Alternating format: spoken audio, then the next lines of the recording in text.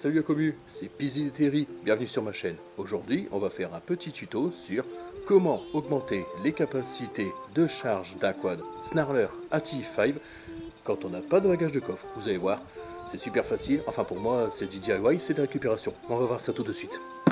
Pour commencer, on va s'équiper de valises semi-rigides extensibles de la marque Shad que j'ai récupéré sur une moto dont évidemment je ne me sers plus parce que je l'ai vendue.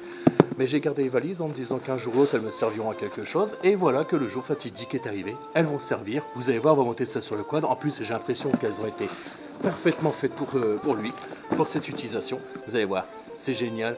C'est vrai, c'est pas hyper esthétique, mais en attendant, on s'en fout. Ce qu'on veut sur un quad, c'est pas de l'esthétique, c'est de l'efficacité. On va voir ça tout de suite. Alors voilà qui est fait. Les sacoches sont ici.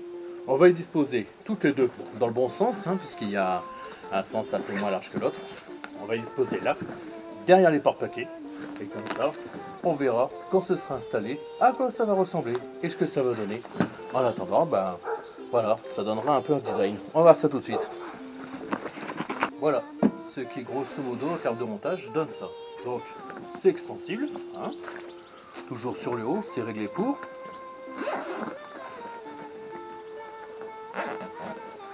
Il s'agit d'une très bonne capacité de chargement. Il y a les petites membranes étanches.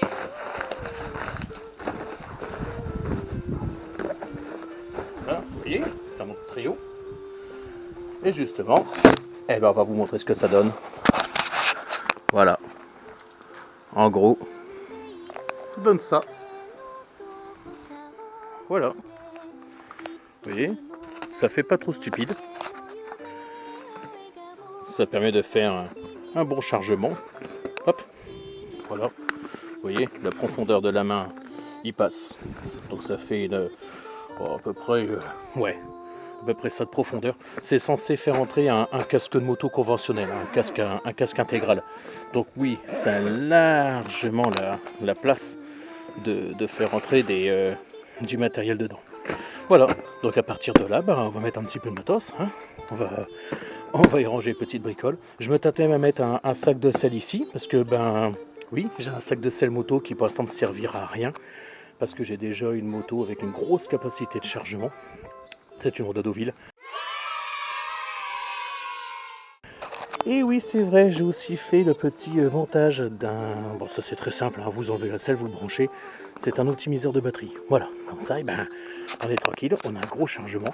Et ici, je pense pouvoir mettre un sac de sel. Déjà, ça cachera un petit peu l'inesthétique... l'inesthétique maintien par les sangles. Ça les protégera un peu, ça habillera un peu le cul du quad. On va voir pour mettre ça et on se retrouve dans quelques instants. Voilà. Petit aparté, le sac de sel va aussi être maintenu avec des sangles extensibles de sac de sel, mais il a aussi des systèmes d'attache par sanglage. Alors rien ne vous empêche de mettre des sangles en sécurité pour maintenir sûr et certain le sac de sel dessus, et aussi pour empêcher les éventuels vols d'opportunistes si jamais vous éloignez du véhicule. Donc encore une fois, on va attacher tout ça et on se revoit dans quelques instants. Et voilà, nous voilà de retour avec le sac de sel qui maintenant est un sac de rack qui a servi donc au rack du quad. Vous voyez, ça c'est du DIY tout simple, tout con. Vous avez du matos de moto, vous savez pas quoi en faire parce que vous avez vendu la moto et maintenant il faut recycler. Et les sacoches cavalières deviennent des sacoches de rack latéraux, parce que sur les côtés ça aurait fait moche, ça aurait fait bizarre, ça aurait... moche, non. En revanche, ça aurait élargi le gabarit du quad et c'est pas forcément ce qu'on cherche quand on fait des petits chemins un peu étroits. Et le sac de sel, qui serait trop grand pour aller sur la selle du conducteur, il se retrouve ici comme ça derrière. Ça fait une capacité d'emport supplémentaire. Alors me jugez pas, il est un peu sale, c'est vrai, je m'en servais énormément et je m'en sers encore aujourd'hui. Mais voilà ce que ça donne. Alors ça c'est des morceaux que j'ai récupérés, c'était dans les valises pour les empêcher de devenir de s'enfoncer. Donc je les ai coupés, je les ai mis là-dedans, mais il faut que je les refasse un peu. Donc sacoche, sac de sel, grande profondeur, et lui on peut encore jouer sur la hauteur. Il peut lui aussi prendre un casque moto, et là il est pas à fond, je peux encore l'approfondir un peu. Ça fait une profondeur gargantuesque. Donc voilà, une fois que tout est fermé, ça donne ça. Voilà. C'est sympa, non?